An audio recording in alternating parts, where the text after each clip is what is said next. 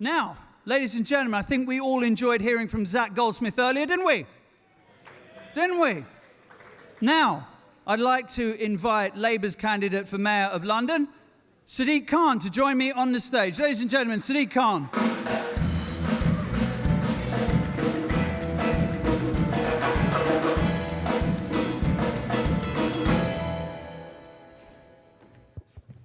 Well, that was professional of me. I forgot my microphone. You don't need to cheer that.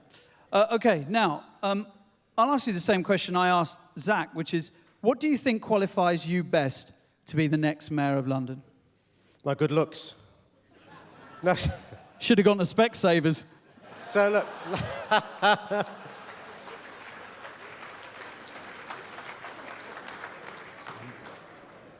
Very good, Nihal. How do you recover from that? Look, London is the greatest city in the world. And what's been the deal with London for 1,000 years? We've been open to trade, ideas, and people. And my story is the story of 99% of you here tonight. The London story is, and the promise is this: you work hard, you get a helping hand, and you can achieve anything. And 99% of you here tonight are self-made, whether you are a Sony award-winning DJ, presenter, whether you are Mayank Patel, whether you are Haroon and Farouk Sheikh, and that's the London story. And I think I've got the experience, the values, and the vision to make sure those who are missing out on the dream of London fulfill their potential. I've gone from a council estate to help run a successful business, to be a transport minister attending cabinet, and now listen, Nihal, I'm living the dream. I'm running to be the mayor of the greatest city in the world. What makes you the friend of small and medium-sized businesses? Again, a question I asked Zach, very important to the people in this room. I've been a small business person. I took a two-partner small business to employ more than 50 people, being very successful with a multi-million turnover. I've had the sleepless night worrying whether you'll get the extension from the bank manager. I've worried about whether you'll meet the wage bills towards the end of the month, worried about whether the business rates and the rates for the lease will go up, worried about whether you can employ the skilled staff that you need. And what you want is a pro-business mayor, somebody who's going to make sure he argues with the government to say the immigration policies are unfair, we can't recruit the talent we need. Somebody's going to make sure we invest in young Londoners to get the skills to do the jobs of tomorrow. Somebody who'll make sure we spend in our public transport as modern and affordable. Somebody who'll make sure we have homes in London that Londoners can afford to live in. Can I ask you, in fact, I'm going to ask you, can you put your hands up if you would like to see Jeremy Corbyn as the next Prime Minister of this country?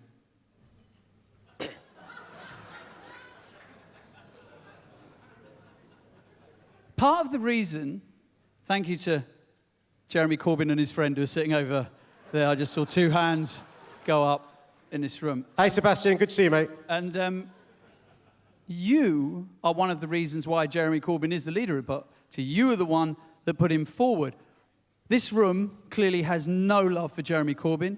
You are associated with Jeremy Corbyn. Why should they trust you? I mean, let's be frank. On the ballot paper on May the 5th, Jeremy Corbyn's name's not going to be there. Nor is David Cameron. You're a Labour nor is David, MP. Nor is, are you disassociating yourself from your leader? Let me answer your first question before your second one. So David Cameron's name's not going to be there, nor is Jeremy Corbyn, nor is Boris Johnson's. With the greatest respect to all the other candidates, the choice is between Zach Goldsmith and myself. And look, what London doesn't want is a mayor who's the patsy of their leader. What London doesn't want, who's the Viceroy or the Governor-General for their party. What London wants is a champion, an advocate, and a fighter for the city. So that means, Nihal, sometimes I'll agree with Jeremy Corbyn, others I won't. You'll have seen today's newspapers where I disagree with Jeremy Corbyn about him saying that Crossrail 2 shouldn't be a priority. Jeremy and I will disagree when it comes to his views on business. What's important, though, is London gets the chance to choose a champion and a fighter for London, rather than a party imposing their candidate on the city. How many times, then, saying how at odds you are with Jeremy Corbyn, how many times did you vote for a cut in corporation tax? Since 2015. How many times have you voted? Did you vote? Okay, I'll put it simply. Do you vote for a cut in corporation tax? Do you feel that it should be cut? I'll be voting against the budget on Tuesday.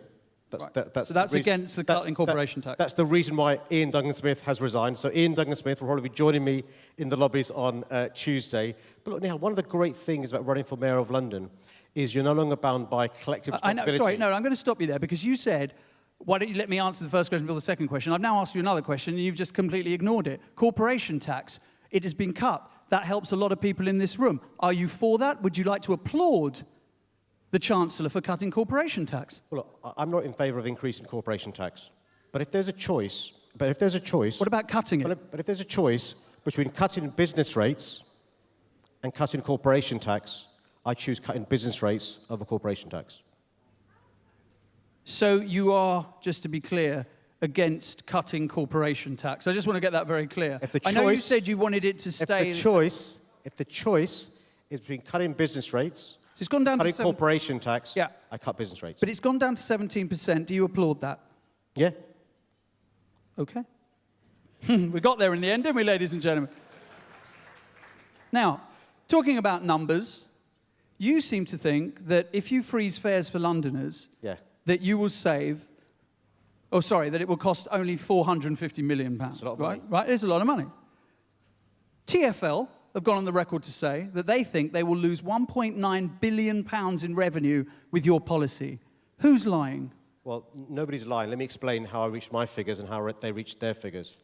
So I'm the only candidate who had the experience of being a Minister for Transport and being responsible for London's transport, as well as a Minister for big projects like Crossrail. TfL is good, but it's flabby. The fares over the last 8 years have increased by more than 50%. Londoners pay more in public transport than any other city in Europe. Let me give you an example of how we can make savings on transport for London. Last year, £383 million spent on consultants and part-time staff. Last year, £61 million lost with fare evasion. There are 18 separate franchises running our buses in London. 40% are run by companies owned by the governments of France, Germany, and Holland. So the fares we pay go towards reducing the fares, guess where? France, Germany, and Holland. Why aren't we bidding for those contracts? TfL has an engineering department that does the underground and a separate engineering department that does service. Why not merge the two and save huge sums of money? You know, if you picture Hyde Park, right? Transport for London owns land equivalent to 16 times Hyde Park. Why don't you use some of that land to build genuinely affordable homes for Londoners? Keep the freehold and have a revenue stream coming in. You know Hong Kong's Transport Authority?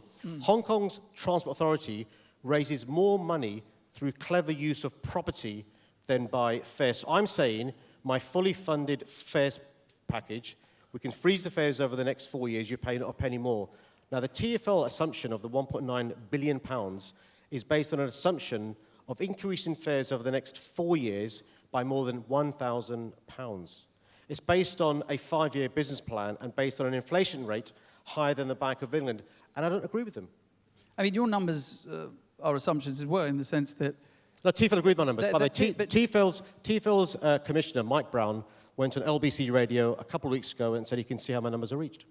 And then, of course, in a quite tetchy exchange on BBC London, as you'll be aware of, the journalist at BBC London said, TfL have stated there's a £1.9 billion hole in our revenue if you get your plans in. Now, you're asking this audience... You're asking this audience to believe you, a human rights lawyer, who did, yes, of course, work in the Ministry of Transport, over the people who run TfL, whose job it is to run our transport system. To be fair to Mike Brown, and one should be fair to the TfL commissioner, after the interview, he went on LBC and was quite clear, and also he was quite clear to the Assembly after the interview, to give him some credit. How would you deal with the expectations of the Asian community and your responsibility to all Londoners? I kind of think of this as the Obama effect, whereby many African Americans feel as though nothing was really achieved. You've made great stay of what a great thing it would say to the world if there was an Asian mayor here in London. But what about balancing those expectations? You know, John F. Kennedy, not that I'm comparing myself to John F. Kennedy, John F. Kennedy was the first Catholic president of the United States of America. And John F. Kennedy went to a Catholic church and said, don't vote for me because I'm a Catholic and you're a Catholic. So I'm not saying to you, vote for me because I'm an Asian and you're Asian. The reason why I ask you to vote for me and support me is because I believe I have the experiences. I've helped run a successful business. I've been a minister attending government, cabinet. I've made tough decisions. I have the right values and the vision to make sure all Londoners can have the potential fulfilled like many of us did. So, Nihal, you know that mass migration from the subcontinent only began 40 years ago. By virtue of being the first generation or the second generation, we're going to be first of. You're the first of Sony award-winning BBC presenter. Shahid Khan, first of producer receiving awards. Mayank's the first of, and we can all be first ofs. I'm not on a pedestal in the sense that I don't think I'm greater or better than any of you, but just imagine the message it sends to the boy and girl on a council estate if I can have the best job in politics running London. Imagine the message it sends somebody who's the son or daughter of an immigrant. If London chooses a mayor from my background, I've had the pleasure of opening my fast when I'm fasting Ramadan in synagogues, in gurdwaras, in temples, in churches. London is a beacon for the rest of the world. Imagine the message it sends when London chooses the most pro-business mayor ever. A Londoner born and raised, proud of his city, but somebody who builds bridges between different communities. Just imagine. Lastly, just a question on judgment. Round of applause. Lastly, a question on judgment. Back in 2010, you spent £2,500 on Eid and Diwali and birthday cards. You returned the money, but you expensed it. The taxpayer had to pay for it initially. Then, most recently, you had to fire an aide because that aide had sent out some very offensive tweets. It goes down to judgment. You know, there are some scurrilous stories about your brother-in-law, which, frankly, most people would say are fairly ridiculous. But on this issue of judgment, how can the people of London trust you, just with those two examples I give? Well, give an example of my parliamentary assistant. I mean, look, the parliamentary office manager followed all the correct procedures when it came to employing him. The employment best practice, you put out an advert, people advertise, you do the checks, get the referees, and she did nothing wrong in his employment. As soon as I heard about the allegations, he was suspended straight away, so we could investigate. He resigned the next day. We couldn't have acted swifter. In relation to the issue of the Diwali cards and the Eid cards and the Christmas cards, I followed the practice of other MPs. As soon as I discovered it was wrong, paid the money back and apologised unequivocally. You make a mistake, you fess up, and you move on. But it's interesting, isn't it? I mean, you're sitting there and you're a new MP and you've got a new team and perhaps not everyone knows the rules, but billing to the taxpayer £2,500 worth of Eid and Diwali cards, surely... And Christmas. And Christmas and birthday. Good grief. He wants to dig his own hole. I'm consistent. Yeah, you're consistent. A mayor for all Londoners. But the judgment involved in Eid, Diwali or Christian. And by the way, your gold is safe with me. The judgment involved in that is the question. Because you can argue, as many MPs did, building birdhouses and all that, oh, they were the rules, we didn't know. Yeah, I'm not making excuses. It was a mistake, it was an error of judgment, and I've apologised.